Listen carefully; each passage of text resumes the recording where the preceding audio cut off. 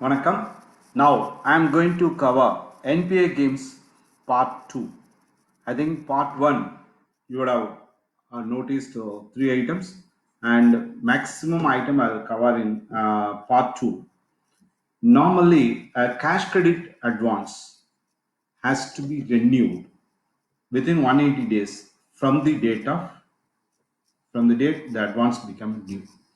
Normally, they will give that will not be renewed on time. If it is not renewed within 180 days, what we have to do means we have to classify those advances as NPA. Normally, when you discuss this, and also education loans. In education loan, then there is one thing you have to see very carefully. In the education loan, you have to call for the sanction letter. In the sanction letter, they will mention that the interest has to be paid then and there. If that is the case, the interest, if it is not paid within 90 days, then you have to classify the education loans also as NPA. In my experience, I discussed this with the branch head, and the time of discussion, I think it will be around 11 o'clock in the night. We had discussion because we want to complete the audit very early. So when I had discussion with the branch head, okay sir, just wait because the sanction is being done by the regional office. And in the first case, what they did, he produced one mail copy saying that, sir, regional office has, that is after 31/3, the regional office said, we have renewed the limit. And the manager will produce, that manager has produced one email copy saying that, sir, our regional office has renewed the limit, so kindly don't classify that advance as NPA because the limit has been renewed. The branch has produced only the mail copy. So if that is the case, you have to be very, very careful. In my case, what has happened, I have seen the mail. In that, there is a date, time. So within 10 minutes after my discussion, I got the mail copy from the branch manager. And the telephone number, I've seen the telephone number. If you receive the fax message.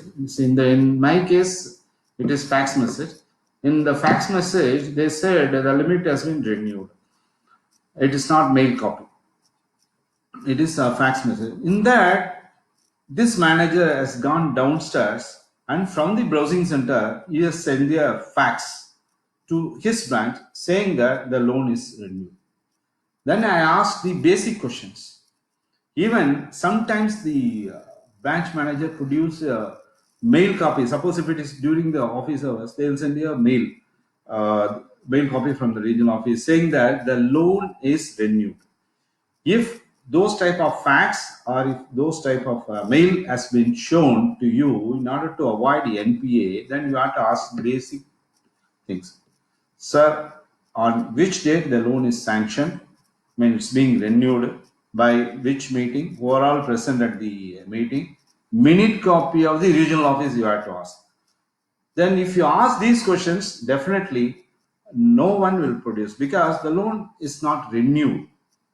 So in order to avoid NPA, few bankers, they adopt this type of technique. Suppose if you ask for any evidence, if they produce mail copy or fax copy, then you have to be very, very careful. In this fax copy, they said they used for education loans. They said all the sanctions, all the interest debited into the account, interest has to be paid. We have deleted that condition in the sanction letter. In that manner, fax message has been produced. So this is the one way of avoiding NPA. So you have to be very, very careful. If the branch management produced fax copy or mail copy, then you have to ask all the loan details of sanction from the regional office, and you have to be very, very careful. Otherwise, you will wrongly classify that account as NPA. So be careful.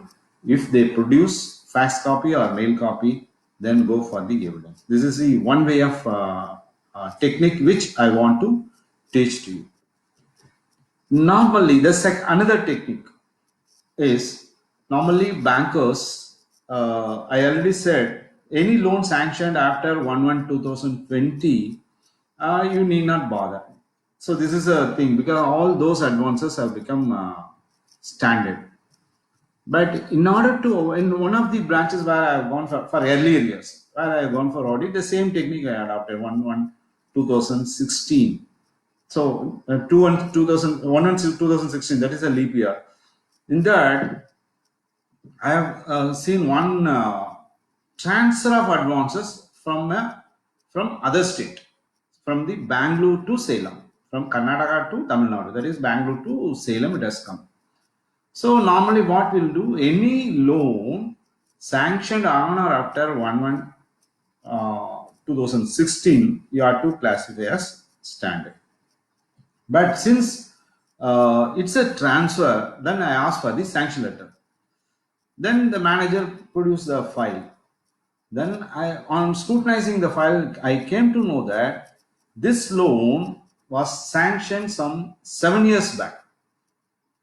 So I probed further. Then what has happened?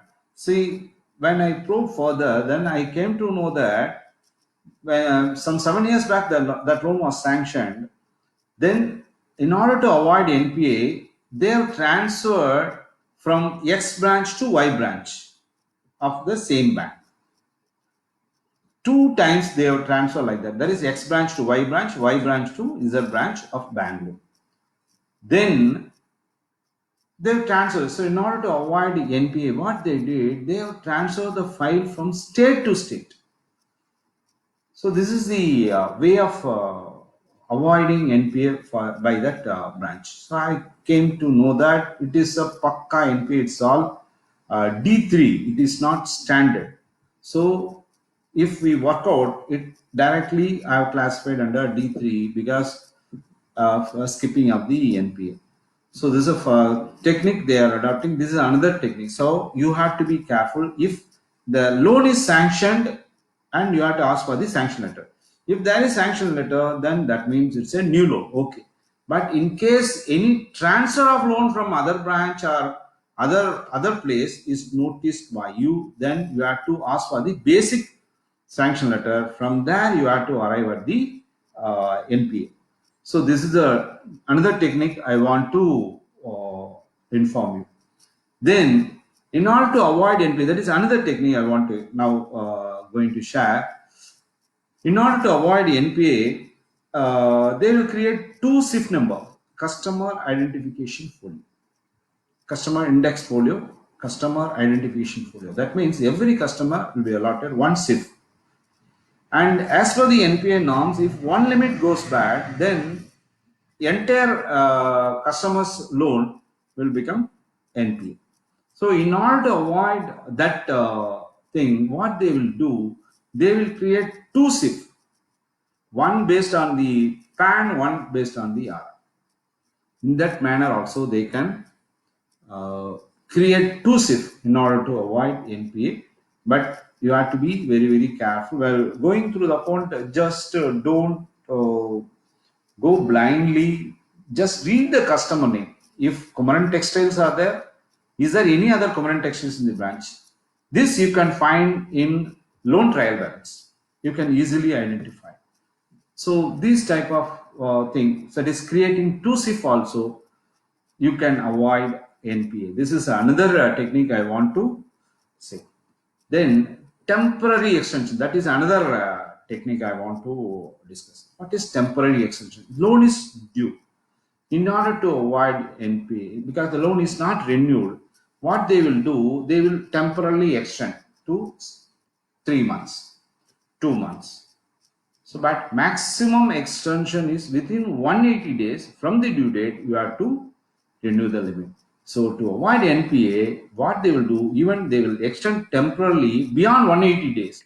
So that they say that, sir, the limit is temporarily extended, so you need not classify as NPA. So in that case, you have to you have to see the original due date. From there, you have to calculate 180 days. Whether the limit is, whether the temporary extension is within 180 days, then you ignore.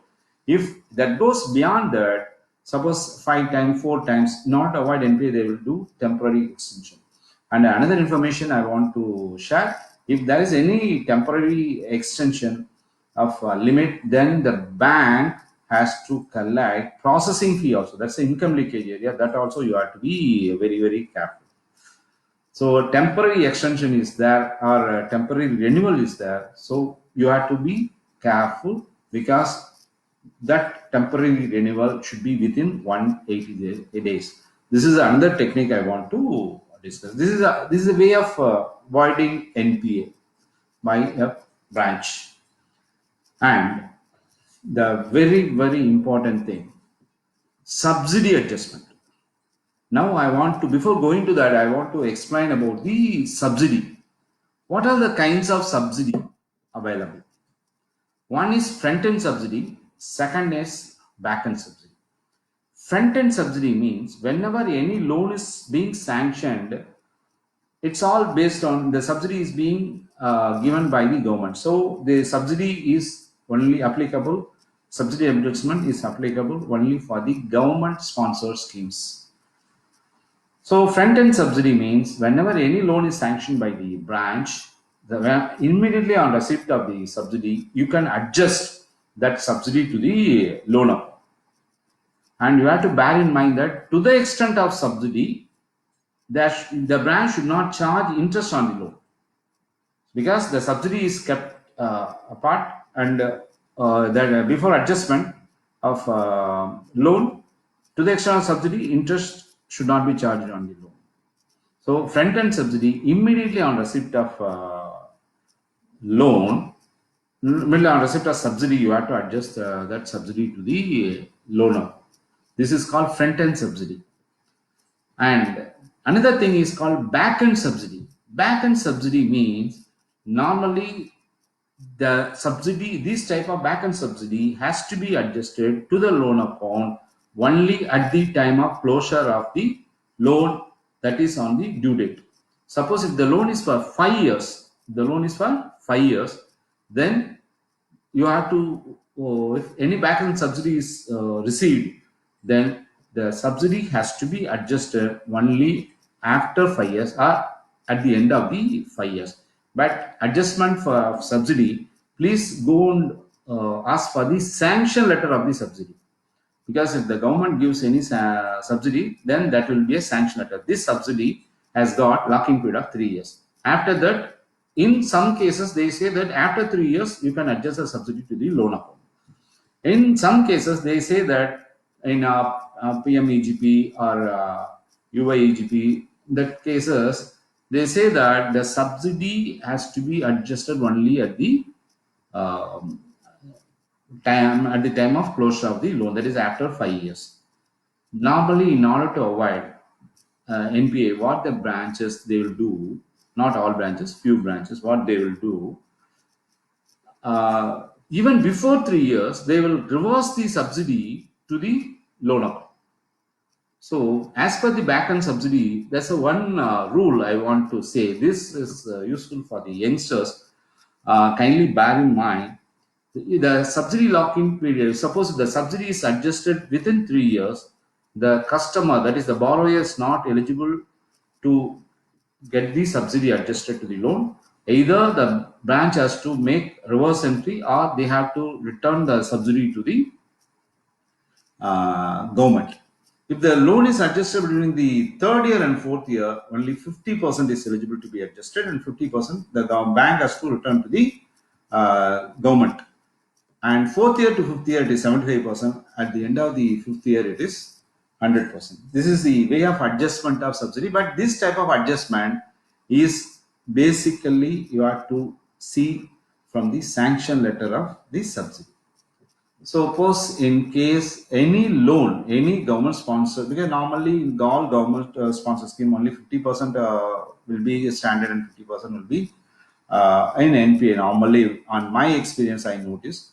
So what you have to do, if any subsidy is adjusted in the government sponsored schemes before 3 years, then you had to pass a MOC, that is Memorandum of Changes, reversing the subsidy from the loan account, then arrive at the original NPA status for that loan. Because lock-in, before lock-in, within lock-in period, the subsidy should not be adjusted to the loan account. So there is a subsidy subsidy account folio is there in the software of the bank. You can ask. So this is a thing you have to see. If any subsidy is credited to any government scheme loans, then within the lock-in period, then that account should be watched very carefully. You have to reverse the subsidy account to the original position and arrive at the regular NPA working. So, in one of the my cases, I want to share. This is a TATCO based loan, that is for scheduled caste, scheduled tribe. That loan is there. It's a thing. The manager, it's a back end subsidy. What he did, he immediately on receipt of the subsidy amount, he adjusted to the loan. So thereby, he also received the matching deposit from the customer. What is meant by matching deposit? Suppose if the loan is for 1 lakh, if you have got a eligibility of 50,000 rupees subsidy, he will, the branch, like only, once again I'm saying all branches, not all branches, only a few branches they are doing. In my case, they did 51,000 rupees has been asked by the branch to remit into the SB account. 50,000 subsidy has come. He has sanctioned one loan, 1 lakh loan. Then after 2 days, they have reversed the back end subsidy to the loan account. Thereby, loan is closed. I am of the opinion that it may be a fraud because you are a party to square the government funds. So I discussed this with this and branch manager and said there are a lot of issues that that is being taken, that was taken, and then what I did, I reversed the entire subsidy entry. I passed some 742 MOC entries to reverse the subsidy. So any subsidy adjustment is there, you have to be very, very careful. And at this juncture, I want to say one important thing. Please, we are now verifying only the closing balance of the advances. At only advances which has got closing balance, we are verifying those files. But we have to see loans sanctioned during the year and closed during the year. You have to see the reason why the loan is being sanctioned, why the loan is being closed during the year. You have to be very, very careful. You have to see that entry also. With this, I conclude my second part of NPA games presentation, and I once again request you to subscribe to my YouTube channel. With this, I will meet you in the next video. Thank you.